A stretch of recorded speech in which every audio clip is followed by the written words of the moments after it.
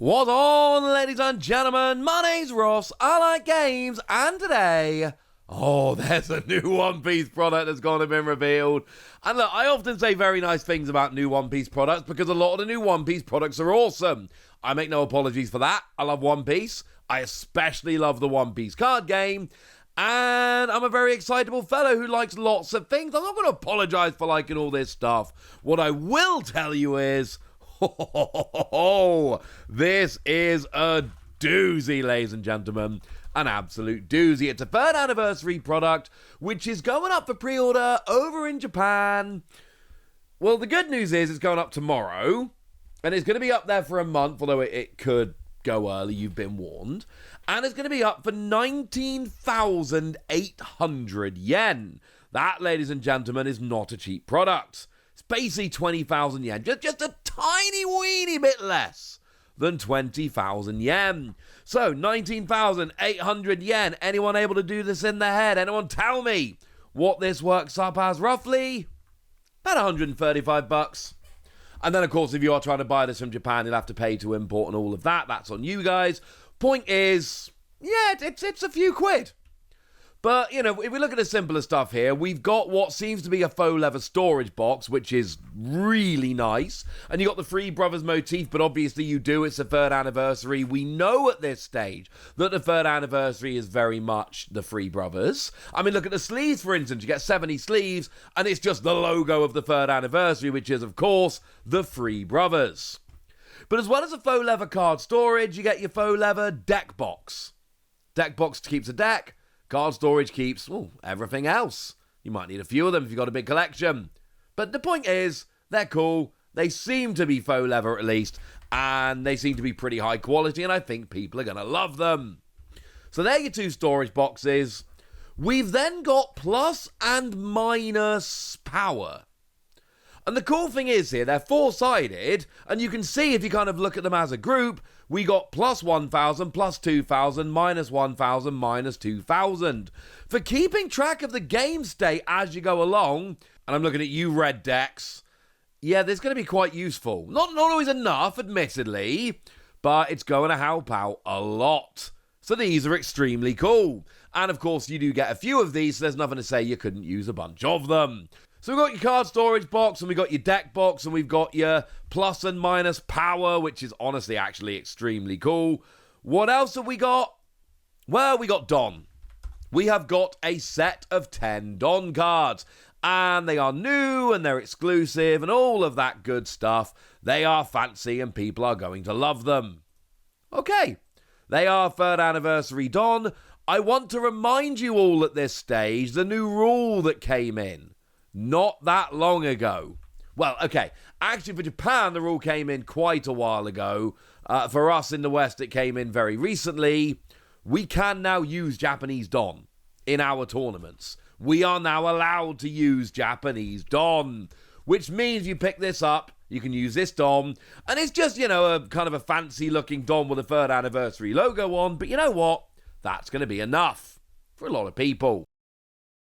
And then we get a set of 10 promos.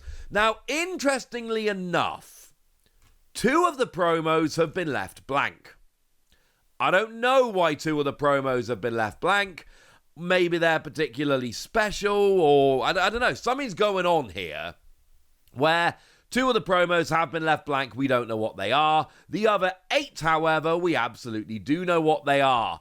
And I don't want to give myself too many props here, but I have gone and figured out what they all are. And it's really annoying because the images we've got are so small and so annoying that it was just a case of, you know, look up the character, find a card with the appropriate power and cost, and then make sure the writing was vaguely in the right kind of shape. Is a little bit annoying. Although, to be fair, some of them were pretty obvious. Like the Kuma, come on, look at that Kuma for a second, you know which one that is. But I figured out what they all are anyway, so we can have a lovely look at them. And I want to start off with the Bartholomew Kuma, because we're talking about a secret rare that came around in OP12. Now, in the West, OP12 is the most recent set. In Japan, remember, they have already had OP13. But it's a secret rare from a very recent set, And it is an incredibly playable secret rare from that set. And there is an alternate art, so let's get both of them on the screen so you can choose your favourite of the free artworks. Although the new one you can't see too much of, I'm sorry. But it's your Revolutionary Army, 6 cost, 7,000 power, counter plus 1,000. And on play, trash a card from your hand to add the top card of your deck to the top of your life. Then you go up to 8 cost, which is very useful for certain decks like Koala, for instance.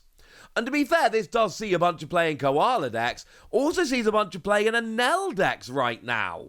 Because you're recovering a bunch of life. Because, oh yeah, on your opponent's turn on KO, add up to 1 card from the top of your deck to the top of your life. So each Kuma you play, if it goes well, is going to get you 2 life cards recovered. Plus, you got a 7k body on the board.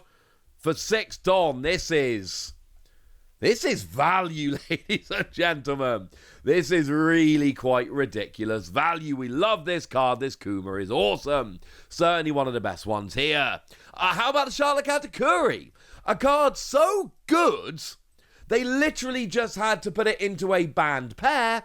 So the card isn't banned, but it's not allowed to be played with the OP11 purple-blue Luffy leader. Here is the alternate art of that card, by the way. Clearly a very nice card. And yeah, one of real top cards around. And make no mistake, this is still going to see play in a bunch of other purple decks. Because what we've got here is an 8 cost 8k blocker.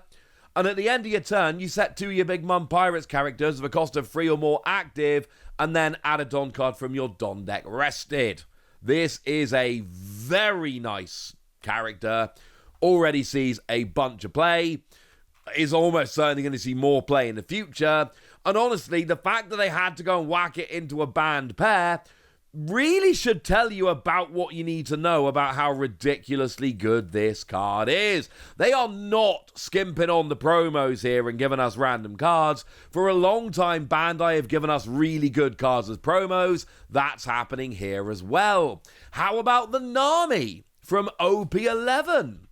Also had an alternate art. When they've got an alternate art, it'll go on the screen as well. 5 cost 6k, counter plus 1,000. We've got blocker. And on play, if your leader is multicolored, draw 3 and put 2 cards in your hand to the top or bottom of your deck in any order. Blue Straw Hat decks like this. And there's a few of them around. This is another incredibly playable card. How about the Luffy? Obviously, there was going to be a Luffy. But specifically here, it's a Luffy from OP09, which not only had an alternate art, but this one had a manga rare. It's 9 cost, 10,000 power, and on play, return 1 or more of your Don from your field to your Don deck, draw 1, and this character gains Rush for the turn. Yeah, this is another incredibly good card, and I know we don't have a great look at the artwork here, but it really is just... it looks awesome. We got the Perona, who's the one from OP09 as well. Counter plus 2k. And look at the top 5 cards of your deck on play to find a Mihawk or a Thriller-Bark Pirates. Look, green Thriller-Bark Pirates, it's just not seeing play right now. It's not a relevant deck at the moment. But I'm telling you, if it ever is a relevant deck again, this.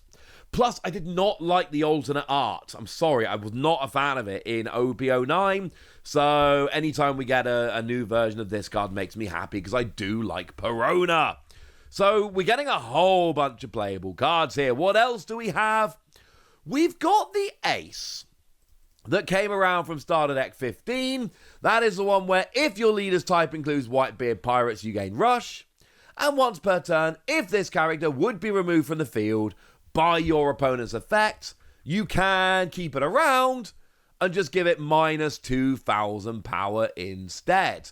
Now, I don't know exactly how good Marco is going to be in the OP12 meta post-ban list, but I can tell you that Marco is getting a lot of love at the moment.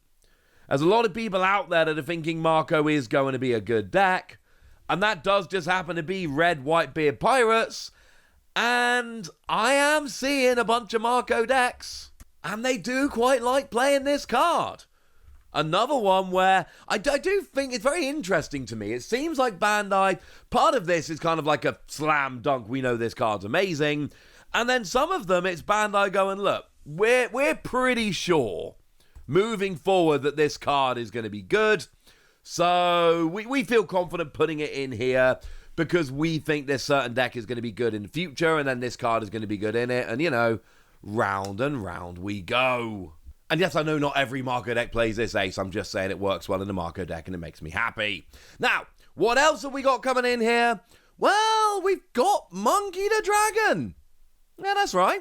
The 8 costs 8,000 power, and on play, you can place 3 Revolutionary Army cards from your trash to the bottom of your deck. And then if your leader is Revolutionary Army, you can play a character with a cost of 6 or less from your trash. Mentioned Koala decks earlier. Black Revolutionary Army. Yeah, this fits into there rather nicely. Another cool card. And then while we're talking about Black Revolutionaries, we can finish with Black Revolutionaries talking about the Sabo. Now, this one's not the most recent. This one actually came around back in OP07, but it still has that regulation mark of 2, so it's going to stay around through the next rotation. And then on play, trash a card from your hand to KO one of your opponent's characters with a cost of 5 or less, and one with a cost of 3 or less. Some of these promos are just flat out ridiculous cards seeing a whole bunch of play. Some of them seem a little bit more prediction-y, but none of these are out and out terrible cards. There's a bunch of secret rares and super rares, and basically these seem like a cool set of promos. And then you look at everything we've got here all together and you go, well, hang on a second. Yeah, sure, it's an expensive product, but you've got your really nice faux leather storage box, your really nice faux leather deck box. You've got your 6, I think I said 4 earlier, but it's definitely 6, of your plus and minus 2,000 power counters. You got your Don, your sleeves, your promos, and they've not shown us 2 of the promos. So they're probably the best 2. Probably the most exciting 2. There is a reason they haven't shown us these with the rest, and I want to know what it is. For now, I want to know what you think about this product. I want to know if it's the kind of thing you're going to try and import from Japan, or whether you're looking at this going, it's cool, but that is going to be expensive and a pain to import, and I'm saying no. Let me know in the comment section. Go nuts! Be nice. And then make sure you like this video, subscribe to this channel, follow me on Twitter at @TheWasi. That's where we talk about One Piece and a whole bunch of other card games. And please do consider checking out patreon.com/PTCG Radio, where you can support the channel, get some bonus podcasts, join a Discord, and all kinds of fun things. But by far the most important thing, as always, look after yourselves till next time, would ya? Thank you very much for watching. My name's Ross, and you've been watching Wasi Plays.